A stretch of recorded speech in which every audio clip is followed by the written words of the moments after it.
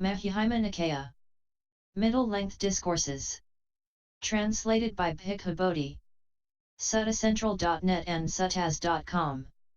MN 107 Ganaka Moggallana Sutta, to Ganaka Moggallana. Thus have I heard. On one occasion the Blessed One was living at Savatthi in the Eastern Park, in the palace of Megara's mother. Then the Brahmin Ganaka Moggallana went to the Blessed One and exchanged greetings with him. When this courteous and amiable talk was finished, he sat down at one side and said to the Blessed One, Master Gotama, in this palace of Megara's mother there can be seen gradual training, gradual practice, and gradual progress, that is, down to the last step of the staircase. Among these Brahmins too, there can be seen gradual training, gradual practice, and gradual progress, that is, in study. Among archers too, there can be seen gradual training, and also among accountants like us, who earn our living by accountancy, there can be seen gradual training, that is, in computation. Now is it also possible, Master Gotama, to describe gradual training, gradual practice, and gradual progress in this Dhamma and discipline? Buddha, it is possible, Brahman, to describe gradual training, gradual practice, and gradual progress in this Dhamma and discipline. Just as, Brahman, when a clever horse trainer obtains a fine thoroughbred colt, he first makes him get used to wearing the bit, and afterwards trains him further, so when the Tathagata obtains a person to be tamed he first disciplines him thus. Come, Bhikkhu, be virtuous, restrained with the restraint of the Padamokha, be perfect in conduct and resort, and seeing fear in the slightest fault, train by undertaking the training precepts. When, Brahman, the Bhikkhu is virtuous, and seeing fear in the slightest fault, trams by undertaking the training precepts, then the Tathagata disciplines him further. Come, Bhikkhu, guard the doors of your sense faculties. On seeing a form with the eye, do not grasp at its signs and features. Since, if you were to leave the eye faculty unguarded, evil unwholesome states of covetousness and grief might invade you. Practice the way of its restraint, guard the eye faculty, undertake the restraint of the eye faculty. On hearing a sound with the ear, on smelling an odor with the nose, on tasting a flavor with the tongue, on touching a tangible with the body, on cognizing a mind object with the mind, do not grasp at its signs and features. Since, if you were to leave the mind faculty unguarded, evil unwholesome states might invade you. Practice the way of its restraint, guard the mind faculty, undertake the restraint of the mind faculty. When Brahman, the Bhikkhu guards the doors of his sense faculties, then the Tathagata disciplines him further. Come, Bhikkhu, be moderate in eating. Reflecting wisely, you should take food neither for amusement nor for intoxication nor for the sake of physical beauty and attractiveness, but only for the endurance and continuance of this body, for ending discomfort, and for assisting the holy life, considering, thus I shall terminate old feelings without arousing new feelings, and I shall be healthy and blameless and shall live in comfort. When Brahman, the Bhikkhu is moderate in eating, then the Tathagata disciplines him further. Come, Bhikkhu, be devoted to wakefulness.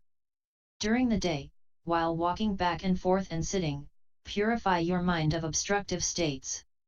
In the first watch of the night, while walking back and forth and sitting, purify your mind of obstructive states.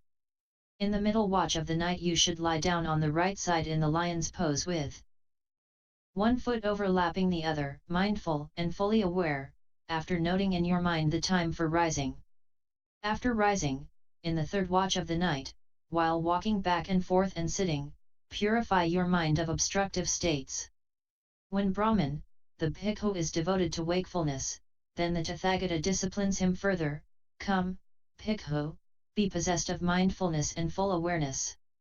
Act in full awareness when going forward and returning, act in full awareness when looking ahead and looking away, act in full awareness when flexing and extending your limbs, act in full awareness when wearing your robes and carrying your outer robe and bowl, act in full awareness when eating, drinking, consuming food, and tasting, act in full awareness when defecating and urinating, act in full awareness when walking, standing, sitting, falling asleep, waking up, talking, and keeping silent.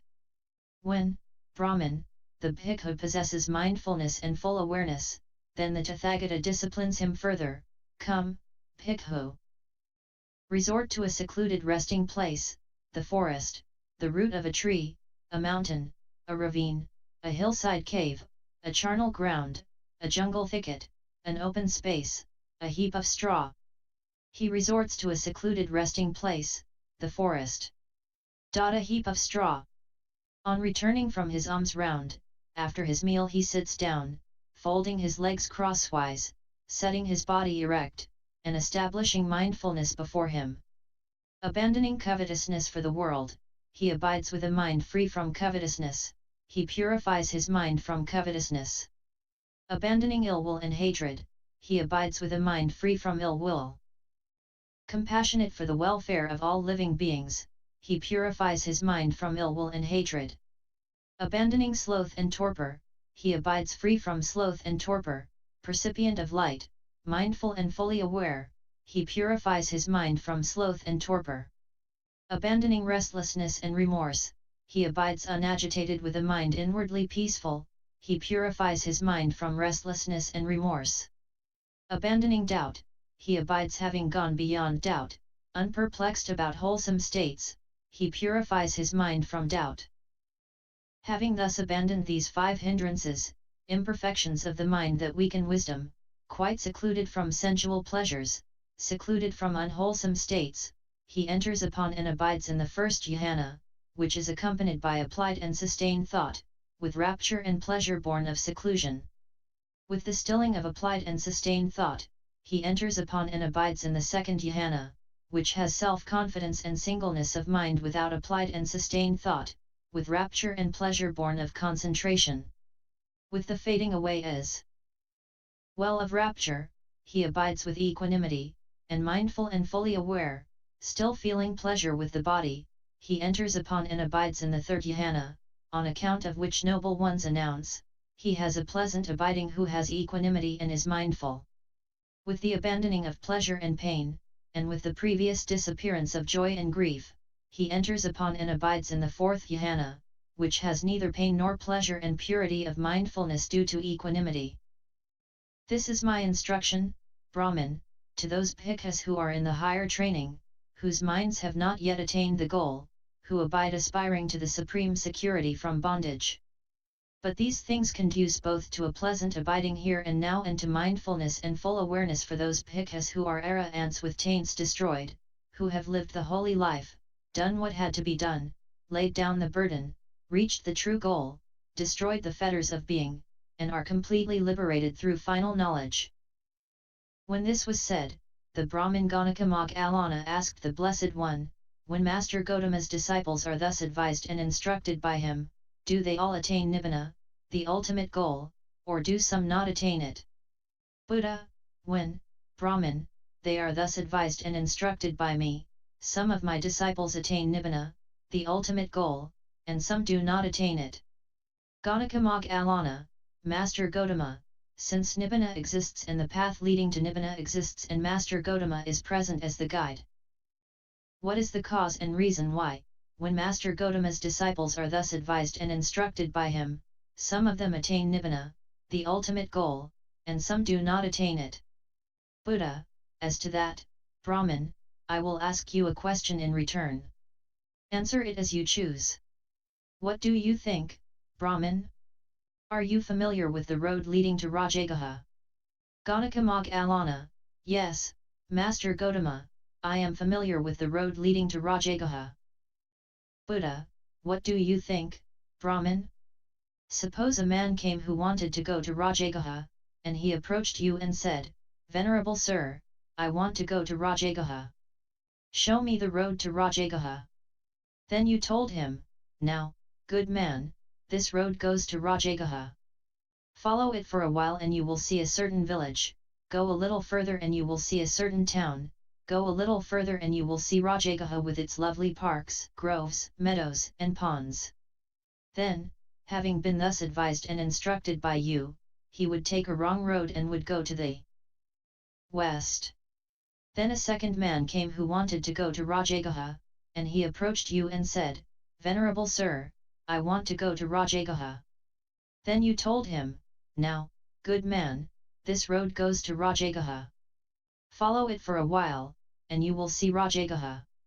Then, having been thus advised and instructed by you, he would arrive safely in Rajagaha. Now, Brahmin, since Rajagaha exists and the path leading to Rajagaha exists and you are present as the guide, what is the cause and reason why, when those men have been thus advised and instructed by you, one man takes a wrong road and goes to the west and one arrives safely in Rajagaha? Ganaka Moggallana, what can I do about that, Master Gotama? I am one who shows the way.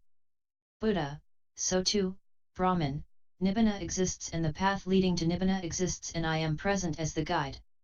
Yet when my disciples have been thus advised and instructed by me, some of them attain Nibbana, the ultimate goal, and some do not attain it. What can I do about that, Brahmin? The Tathagata is one who shows the way. When this was said, the Brahmin Ganaka Moggallana said to the Blessed One, there are persons who are faithless and have gone forth from the home life into homelessness not out of faith but seeking a livelihood, who are fraudulent, deceitful, treacherous, haughty, hollow, personally vain, rough-tongued, loose-spoken, unguarded in their sense faculties, immoderate in eating, undevoted to wakefulness, unconcerned with recluseship, not greatly respectful of training, luxurious, careless, leaders in backsliding, neglectful of seclusion, lazy, wanting in energy, unmindful, not fully aware, unconcentrated, with straying minds, devoid of wisdom, drivellers. Master Gotama does not dwell together with these. But there are clansmen who have gone forth out of faith from the home life into homelessness, who are not fraudulent, deceitful, treacherous, haughty, hollow, personally vain, rough-tongued, and loose-spoken, who are guarded in their sense faculties, moderate in eating, devoted to wakefulness, concerned with recluseship, greatly respectful of training, not luxurious or careless, who are keen to avoid backsliding, leaders in seclusion, energetic, resolute, established in mindfulness, fully aware, concentrated, with unified minds, possessing wisdom, not drivellers. Master Gotama dwells together with these. Just as black orris root is reckoned as the best of root perfumes and red sandalwood is reckoned as the best of wood perfumes and jasmine is reckoned as the best of flower perfumes, so too, Master Gotama's advice is supreme among the teachings of today. Magnificent, Master Gotama! Magnificent, Master Gotama! Master Gotama has made the Dhamma clear in many ways, as though he were turning upright what had been overturned, revealing what was hidden, showing the way to one who was lost, or holding up a lamp in the dark for those with eyesight to see forms. I go to Master Gotama for refuge and to the Dhamma and to the Sangha of Bhikkhus. Let Master Gotama remember me as a lay follower who has gone to him for refuge for life. In summary, a Brahmin Ganaka Moggallana approached the Buddha to ask about the gradual training, gradual practice, and gradual progress in the Dhamma and discipline. Buddha taught him morality by taking precepts, guarding the doors of sense faculties, being mindful and fully aware, meditation, abandoning the 5 hindrances and destruction of taints. Then Brahmin Ganaka Moggallana asked Buddha why after showing people the path, some managed to attain Nibbana but others did not. After Buddha gave a simile on a man asking the directions to Rajagaha, Buddha replied, so too, Brahmin, Nibbana exists and the path leading to Nibbana exists and I am present as the guide. Yet when my disciples have been thus advised and instructed by me, some of them attain Nibbana, the ultimate goal, and some do not attain it. What can I do about that, Brahmin? The Tathagata is one who shows the way. References